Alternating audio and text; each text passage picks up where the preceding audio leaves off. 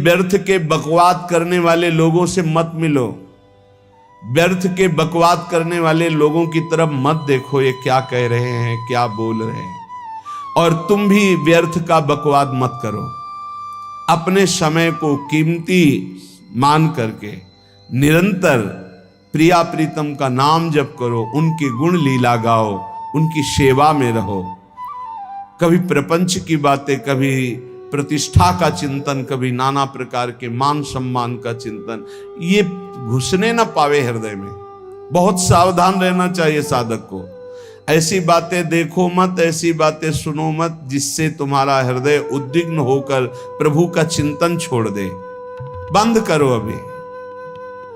अन्य लोगों के संग का त्याग कर दो, जो भगवत विमुख वार्ता करते हैं, संत निंदा करते हैं, दूसरों की निंदा करते हैं।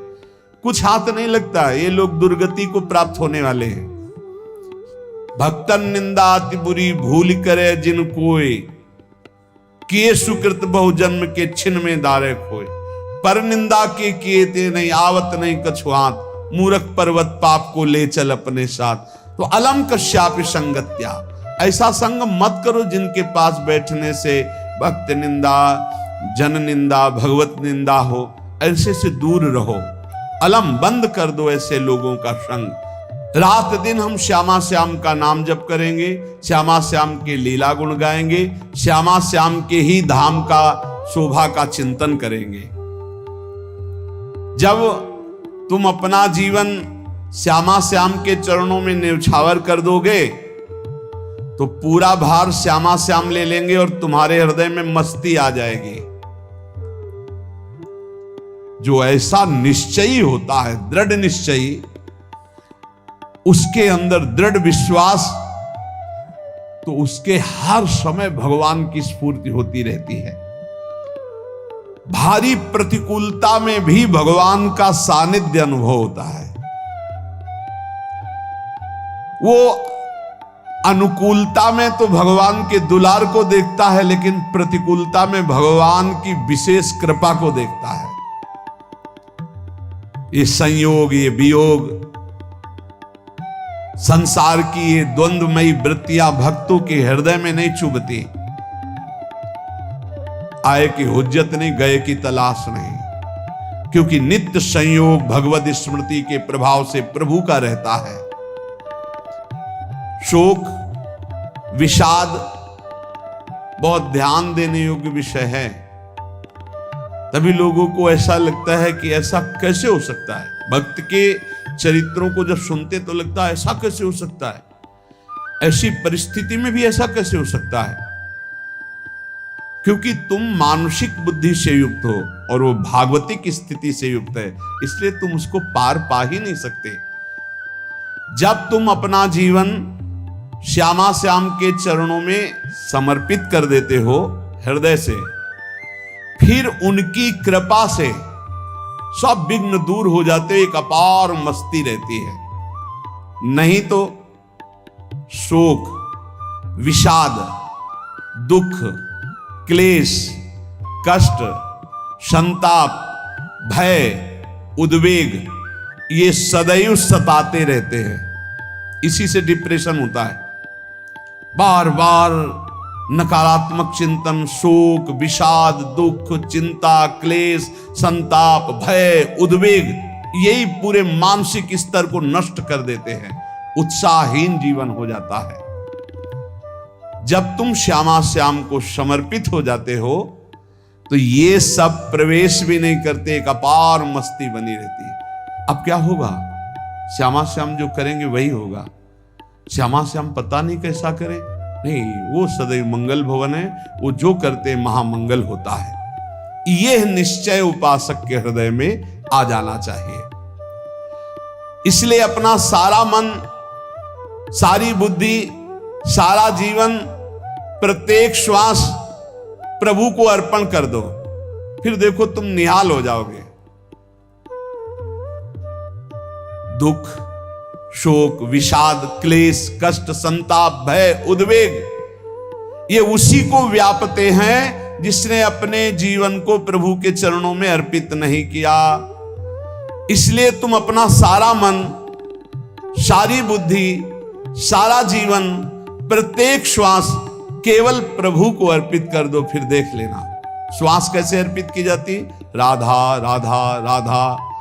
बुद्धि कैसे अर्पित की जाती, एकमात्र निश्चय कि भगवत सुख ही सुख है, ये जागतिक सुख सुख नहीं, ये दुख है, ये ऐसा दलदल है जिससे आज तक कोई नहीं निकल पाया। सारा मन, हम मन से केवल प्रभु का मनन करें, बार बार मन को संसार से हटा के नाम में, रूप में, लीला में, धाम में लगाएं। बहुत प्रसन्नता हो जाती है उस उपासक के हृदय में जो अपना मन बुद्धि प्रभु के चरणों में अर्पित कर देता। भगवान ने तो इसको बहुत उत्तम स्थिति बताया है कि मेरे से कभी वो अलग हो ही नहीं सकता यदि मन बुद्धि अर्पित कर दिया। मयि एव मन आधत्स्व मयि बुद्धिम निवेशय, तो निवश्य मयि एव अत ऊर्ध्वम न संशया, बिल्कुल संशय नहीं, वो मेरे में ही निवास करेगा जिसने मन और बुद्धि अपनी मेरे में अर्पित कर दी। बहुत प्रसन्नता रहेगी उस उपासक के जीवन में जो अपने आप को मन बुद्धि सहित प्रभु के चरणों में समर्पित कर दिया है। भगवान का आश्रय लेने वाले की पहचान है हर परिस्थिति में प्रसन्न रहना। देखो आप भगवद आश्रित हो कि नहीं, देखो अनुकूल परिस्थिति में तो सब प्रसन्न रहना, लेकिन प्रतिकूल परिस्थिति में प्रसन्न रहना ये भगवान के भक्तों का लक्षण है। हर परिस्थिति में प्रसन्न रहना ये भगवान के भक्तों का लक्षण है। आनंदगन भगवान का आश्रय मिलते ही आनंद छा जाता है हृदय में। उनके पास आनंद का अभाव होता ही नहीं है। जैसे सूर्य का प्रकाश उदय होते ही सूर्य का प्रकाश संपूर्ण अंधकार को नष्ट कर देता है, ऐसे ही भगवान का संपूर्ण आश्रय लेते ही सब दुख चिंता शोक नष्ट हो जाते, आनंद ही आनंद। तुम भगवान के मंगलमय रूप को नहीं जानते हो, पर उनके मंगलमय भाव को, विधान को मानना शुरू कर दो। जो भी होता है मंगलमय होता है। हमने जीवन में देखा है, अगर इधर कोई बहुत बड़ा सुख दिया तो देर नहीं लगेगी, 24 घंटे नहीं व्यतीत होंगे और ऐसे दुख दे देंगे, जिससे दोनों का समान भाव रख करके ना दुख में तुम भूलो प्रभु को, ना सुख में भूलो, सीधे भगवत मार्ग में चल। पूरे जीवन की बात देखा है, भगवान के मंगल विधान में सदा सर्वदा सुख ही सुख है, इस बात को मान के प्रसन्न हो जाओ। जब भगवान का भजन करने वाले की तन्मयता बढ़ती है भजन में, तो द्वेषी जन अपने आप तैयार हो जाते हैं। भक्त कभी किसी से द्वेष नहीं करता, अपने आप वो द्रोह करने लगते। तो नरसिंह मेहता जी से बहुत गांव के कई लोग थे जो जलते थे, ऐसे जलते थे कि अब क्या करें, कैसे मिटा दे नरसिंह मेहता जी को। अब उपाय तो मिल नहीं रहा था। तो एक दिन संतों की मंडली आई और उन्होंने कहा कि हम रास्ते में कोई चोर आदि धन ना ले ले, इसलिए यहां से किसी की हुंडी चलती है क्या द्वारिका में? पहले ऐसा था। बोले हाँ, हमारे यहां बहुत बड़े सेठ हैं नरसिंह मेहता जी, पर आप कहोगे वो मना कर देंगे। कई बार कहोगे, अगर वो स्वीकार कर ले तो वहां। और उनका लक्ष्य था कि नरसिंह मेहता जी की तो खाने की भी सुविधा नहीं थी, हुंडी कहाँ की बात है। उनका था कि जब वो ना कहेंगे तो संतजन नाराज हो जाएंगे, अगर हाँ कह दिया तो वहां हुंडी चुकेगी नहीं, तो संतजन अपने आप इनको शाप दे देंगे, अपराध बन जाएगा, ये नष्ट हो जाएंगे। संतों को भेजा नरसिंह मेहता जी ने, सबकी दंडवत की, चरण पखाड़े। तो उनका ये इतना रुपया है, द्वारिका में साधु सेवा हम करेंगे, वहां तुम्हारी हुंडी चलती है तो आप। अरे उनका आप कहाँ बोल रहे हो, यहाँ खाने की भी व्यवस्था। बोले हमें सब पहले से बता दिया गया कि आप मना करोगे, बार बार मना मत करो, हमें पता है। तो उन्होंने ठाकुर जी की तरफ देखा, बोले क्या लीला है प्रभु, संतों से हम क्या कहें, ये ले रुपए। उस समय स्वर्ण की मोहरें चलती थी, बेच के बाजार से खूब उन संतों को पवाया, उन्हीं संतों की सेवा की। और उनका अपने सेठ का नाम तो बताओ जहां हमें जाके हुंडी मिलेगी। सेठ, सावल सा सेठ। संत जन गए वहां, पूछा कि नरसिंह मेहता जी का जिन सेठ से परिचय, उनका नाम सावल सा सेठ, उनकी गद्दी कहां है? तो जो कुछ भक्त थे वो द्वारिकाधीश की तरफ संकेत करते कि वही हैं। बोले नहीं नहीं, वो सेठ है, उनकी गद्दी चलती थी पूरी बाजार में कहीं कोई। अब संत जन एकांत में होकर के बहुत विचलित हुए, क्या हमारे साथ धोखा हुआ? नरसिंह मेहता जैसा संत क्या धोखेबाज हो सकता है? देखो, संशय तो बहुत विचित्र होता है, बड़े बड़ों को संशय हो जाता है। जब भगवती सती जी को संशय हो गया, राम जी को हे खग हे मृग हे मधुकर श्रेणी ऐसा पूछते हुए कि सच्चिदानंद कैसे हो सकते, तो किसी को हो सकता है, क्योंकि वो बुद्धि की अधिष्ठात्री देवी है। जो ही उनके मन में ऐसा आया कि क्या हमारे साथ धोखा हो रहा है, इतने में ही देखा जय हो सावल सा सेठ की। वो कहा सावल सा सेठ, तो देखा बढ़िया मुनीम जी उनके साथ, तो सेठ बस्ता लिए हुए मुनीम जी, सरकार इधर से चलो। तो उनका सावल सा सेठ आपका नाम है? संतों ने कहा। बोले हाँ। बोले नरसिंह जी? हाँ। बोले आपकी हुंडी आ गई है। हुंडी एक कागज में लिखा कि ये हमारे सेठ जी को दे देना। वैसे लोग मुझे माखन चोर कहते, कोई कुछ कहता, लेकिन आपने सेठ बना दिया। जब आपने सेठ बना ही दिया तो आप कभी परवाह मत करना तुम। और ये सेवक आपकी सेवा में सदैव तत्पर है, भगवान ने ऐसा लिखा। जो भगवद आश्रित है, एक बार ये चलता रहता है, जो संत जन होते हैं उनके विरोधी अपने आप बन जाते हैं, किसी से कोई मतलब नहीं, अपने आप विरोधी बन जाते हैं। कबीरदास जी का पूरी काशी में यश था।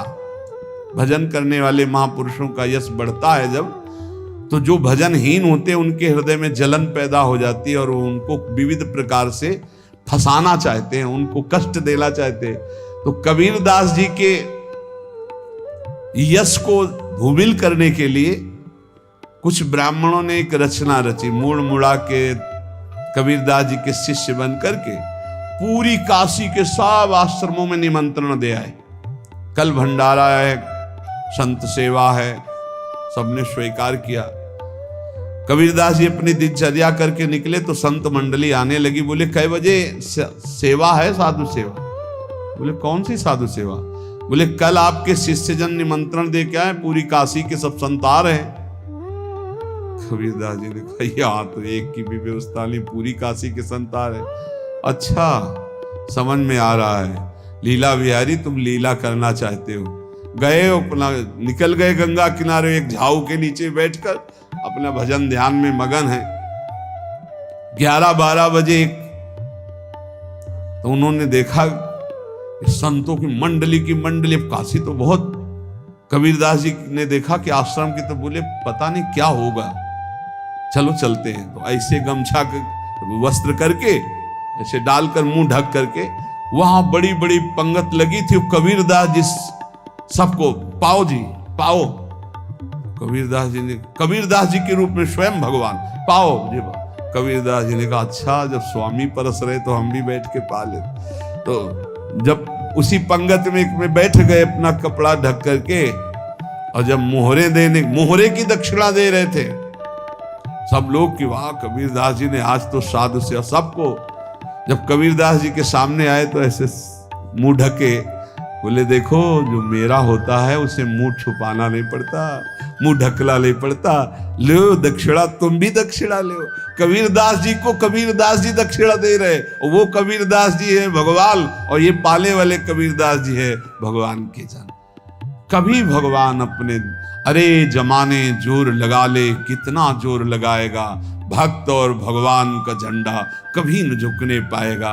बिल्कुल चिंता शोक भय उद्वेग रहित जीवन भगवद आश्रित।